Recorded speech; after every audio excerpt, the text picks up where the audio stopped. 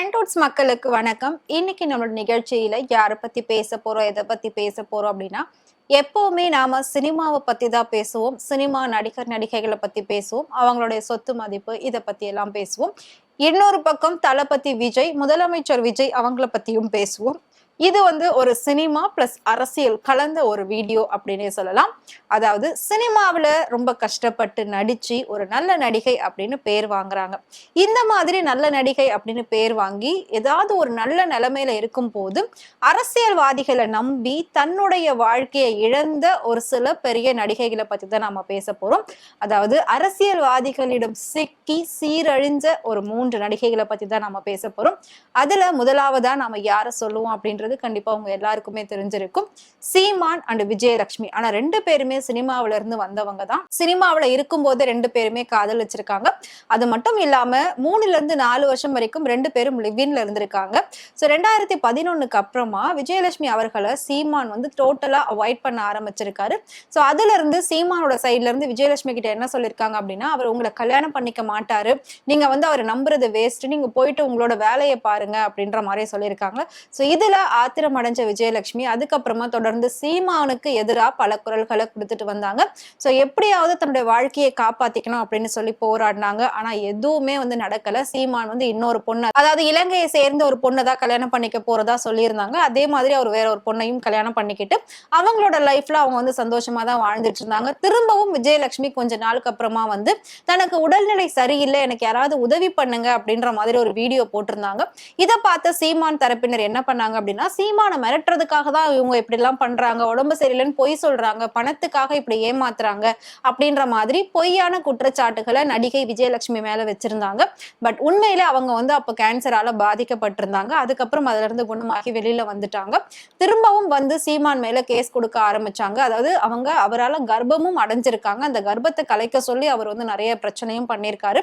அந்த கர்ப்பத்தையும் கலைச்சிருக்காங்க. அதனால உடல் அளவுல அவங்க ரொம்பவே பாதிக்கவும் பட்டிருக்காங்க.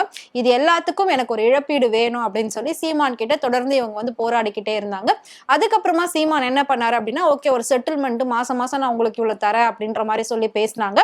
கேஸையும் அவங்க அதை நம்பி வாபஸ் வாங்கிட்டாங்க. வாபஸ் வாங்கினதுக்கு அப்புறமா திரும்பவும் இவர் எந்த ஒரு பணமும் அனுப்பல, அவங்க கிட்ட பேசவும் கிடையாது. மறுபடியும் சீமான் தரப்புல இருக்கக்கூடிய அத்தனை பேரும் பாத்தீங்கன்னா விஜயலட்சுமி மேல தப்பா பேசுறது, தப்பா அவங்கள பத்தி வீடியோஸ் போடுறது, அவங்கள டோட்டலா வேற மாதிரி மக்கள் மத்தியில போர்ட்ரேட் பண்றது, இந்த மாதிரி வேலைகள்ல ஈடுபட்டுட்டு வந்தாங்க. இதை பார்த்த சீமான் கொஞ்சம் கூட பயப்படாம அவரோட சைட்ல அவர் என்ன பண்றாரோ அதை தொடர்ந்து பண்ணிக்கிட்டே இருக்கத ஆரம்பிச்சாரு. அடுத்ததா விஜயலட்சுமி என்ன பண்ணாங்க அப்படின்னா, கமிஷனர் ஆபீஸ் வரைக்குமே போயிட்டு கம்ப்ளைண்ட்ஸ் கொடுத்தாங்க. திரும்பவும் நான் வாபஸ் வாங்க மாட்டேன், என்னோட வாழ்க்கைக்கு கண்டிப்பா நீதி நியாயம் கிடைச்சே ஆகணும், அது வரைக்கும் நான் போராடுவேன் அப்படிங்கிற மாதிரி இன்னைக்கு வரைக்கும் வாழ்க்கையில தனியா நின்னு போராடிக்கிட்டு இருக்காங்க. பட் ஆரம்பத்துல 2 பேருமே காதலிச்சு கல்யாணம் பண்ணிக்கிறேன் அப்படின்ற மாதிரி தான் அவர் சொல்லி விஜயலட்சுமியை ஆசை வார்த்தை கூறி ஏமாத்திருக்காரு. ஆனா இப்போ அவர் தனியா ஒரு லைஃப்ல கல்யாணம் பண்ணி குழந்தைங்க எல்லாம் பெற்று ரொம்ப சந்தோஷமா வாழ்ந்துட்டு இருக்காங்க.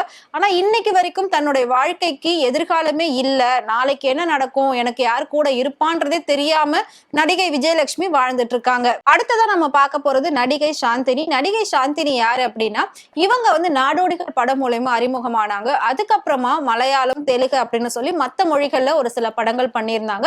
தமிழ்லையும் சைட் கேரக்டர்ல ஒரு சில படம் பண்ணியிருந்தாங்க. ஆனா பெரிய அளவுல அவங்க ரீச் ஆகல. நாடோடிகள் படம் தான் அவங்களுக்கு மிகப்பெரிய ஒரு பேர் வாங்கி கொடுத்திருந்தது. அந்த படத்துல நடிச்ச நடிகை கன்னடத்திலையும் நிறைய படங்கள் நடிச்சாங்க. அதுக்கப்புறம் பாத்தீங்கன்னா மணிகண்டன் அப்படிங்கிற ஒரு அதிமுக தொழில்துறை அமைச்சரா இருந்த ஒருத்தரை தான் காதலிச்சிருக்காங்க. காதலிச்சது மட்டும் இல்லாம 2 பேரும் சேர்ந்து 5 வருஷம் லிவ்இன்ல இருந்திருக்காங்க. அவரும் கல்யாணம் பண்ணிக்கிறேன் அப்படின்னு சொல்லியிருக்காரு. அது மாதிரி கல்யாணமே பண்ணிக்காம ஏமாத்தவும் செஞ்சிருக்காரு. இதை பத்தி தெரிஞ்சுக்கிட்ட சாந்தினி என்ன பண்ணாங்க அப்படின்னா, 2021 மே மாசம் அவர் மேல பெரிய கம்ப்ளைண்ட் கொடுத்திருந்தாங்க. அவர் கம்ப்ளைண்ட் கொடுத்த உடனே பெங்களூர்ல போயிட்டு தலைமறைவா ஆயிட்டாரு. அந்த டைமிங்ல பாத்தீங்கன்னா அதிமுக திமுக அப்படின்றது ரொம்ப பீக்ல இருந்தது. அதனால இந்த விஷயம் மிகப்பெரிய பேசு பொருளாவே இருந்தது. இதை அடக்கிறதுக்காகவே நிறைய பணமும் செலவு பண்ணியிருக்காரு மணிகண்டன். அதாவது அதிமுக டைமிங்ல தொழில்துறை அமைச்சரா இருந்தவர் தான் மணிகண்டன். அவர் நினைச்சா எவ்வளவு வேணாலும் பணம் செலவு பண்ணி இந்த பிரச்சனையில இருந்து வெளியில வர முடியும். பட் அப்படிதான் பாத்தீங்கன்னா இவர் முன்ஜாமீன் கேட்டு இவர் போட்ட மனு எல்லாமே நீதிமன்றத்தால நிராகரிக்கப்பட்டு செய்யப்பட்டிருக்கு. சோ அது மட்டும் இல்லாம இவங்க இறுதியா கம்ப்ளைண்ட் கொடுத்ததுக்கு அப்புறமா தான் அவர் ஒரு பேச்சுவார்த்தை நம்ம பண்ணிக்கலாம், சமரசம் ஆகலாம் அப்படின்னு சொல்லி முன் வந்திருக்காரு. அப்படி முன் வந்து பேச்சுவார்த்தை எல்லாம் நடத்தி சோ இனிமேல் நான் பேசுறேன் பழகிறேன், 2 பேரும் நல்லபடியா இருக்கலாம் அப்படின்னு சொல்லியிருக்காரு. அதுக்கப்புறமா அவங்களும் நம்பி கேஸ வாபஸ் வாங்கியிருக்காங்க. கேஸ வாபஸ் வாங்கினதுக்கு அப்புறமா திரும்பவும் ஆள் என்ன பண்ணிட்டாருன்னா டோட்டலா வெளிநாடுகளுக்கு போயிட்டு செட்டில் ஆக ஆரம்பிச்சுட்டாரு.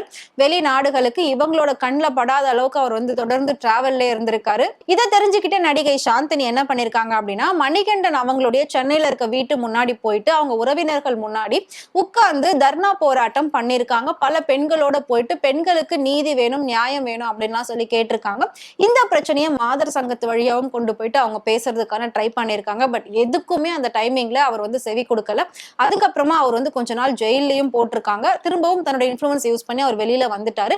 பட் இன்னைக்கு வரைக்கும் நடிகை சாந்தினி வந்து செப்பரேட்டா தான் வாழ்ந்துட்டு வராங்க. அடுத்ததா அவங்க ஒரு கல்யாணம், குழந்தை அப்படின்ற எந்த ஒரு விஷயத்திலுமே ஈடுபடாம ஒரு தனிமையில வாழ்க்கையை வாழ்ந்துட்டு வராங்க. சோ ஃபைனலா நம்ம பார்க்க போறது குட்டி ராதிகா. இவங்களோட விஷயமும் நாம வந்து நிறைய நியூஸ்ல பார்த்திருப்போம். இதுவும் மிகப்பெரிய அளவுல பேசப்பட்டது. குட்டி ராதிகா அண்ட் குமாரசாமி வேற யாரும் இல்ல, முன்னாள் கர்நாடகாவுடைய முதலமைச்சரா இருந்தவர் தான். சோ அந்த டைமிங்ல என்ன பண்ணிருக்காங்க அப்படின்னா குட்டி ராதிகா பெங்களூர், அதாவது கன்னடம்ல மிகப்பெரிய ஒரு நடிகையா வலம் வந்திருக்காங்க. சோ தமிழ்ல இயற்கை அப்படிங்கிற ஒரு படத்துல நடிச்சு ரொம்ப பெரிய பேர் வாங்கினாங்க. சோ காதல் வந்தால் சொல்லி அனுப்பி அப்படின்ற அந்த ஒரு சாங் வேற லெவல்ல ஹிட் ஆயிருந்தது. அது மட்டும் இல்லாம அதை தாண்டி இன்னும் ஒரு சில படங்கள் தமிழ்ல பண்ணாங்க. சோ ராதிகா அப்படின்னாலே ஒரு நல்ல அடையாளம் அவங்களுக்கு இருந்தது, நல்ல பேரும் இருந்தது. அதே மாதிரி கன்னடத்திலயும் மிகப்பெரிய ஒரு நடிகையா வலம் வந்திருந்தாங்க. அந்த டைமிங்ல அப்போ இருந்த முதலமைச்சர் குமாரசாமியை அவங்க வந்து காதலிச்சு கல்யாணம் பண்ணிருக்காங்க. ஆனா இந்த விஷயம் வெளியே தெரியாமலே இருந்திருக்கு. சோ குட்டி ராதிகா என்ன பண்ணிருக்காங்க அப்படின்னா அது எதுவுமே வெளியில தெரியாம வீட்டுல பார்த்த ஒரு மாப்பிள்ளையே கல்யாணம் பண்ணிருக்காங்க. கல்யாணம் பண்ணதுக்கு அப்புறமா ஒரு சில வருஷங்கள்ல அவரை விட்டு பிரிஞ்சிருக்காங்க. அவரை விட்டு பிரிஞ்சதுக்கு அப்புறமா இவங்க தனிமையில வாழ்ந்துட்டு வந்திருக்காங்க. திரும்பவும் இவங்க வந்து குமாரசாமி அவங்களோடவே வந்து பழக்கத்தை வச்சிருக்காங்க. சோ அந்த டைமிங்ல குட்டி ராதிகா 2வதா கல்யாணம் பண்ணவர் இறந்து போயிட்டாரு. சோ அவர் இறந்து போனதுனால இவங்க மேல நிறைய கேஸ் எல்லாம் கொடுத்திருந்தாங்க, நிறைய பிரச்சனையில மாட்டியிருந்தாங்க. இது எல்லாத்திலிருந்தும் காப்பாத்துனது குமாரசாமி அவர்கள் தான். காப்பாத்துனது மட்டும் இல்லாம இவங்க 2 பேருக்கு ஒரு பெண் குழந்தை இருக்கு அப்படின்றதையும் பகிரங்கமா குட்டி ராதிகா அப்பதான் வெளியில சொன்னாங்க. ஆனா அதுக்கு வந்து குமாரசாமி டோட்டலாவே மறுப்பு தெரிவிச்சிருந்தாரு. சோ இப்ப வரைக்கும் பாத்தீங்கன்னா 2 பேருக்குள்ள பிரச்சனைகள் தான் அதிகமா போயிட்டு இருக்கே தவிர இன்னும் 2 பேரும் சேர்ந்து வாழவே இல்லை. சோ முழுக்க முழுக்க குமாரசாமியை நம்பிதான் இவங்க வந்து தன்னுடைய இன்னொரு லைஃபையும் விட்டுட்டு வந்திருந்தாங்க அப்படின்ற மாதிரில இவங்க குற்றச்சாட்டு முன் வச்சிருந்தாங்க.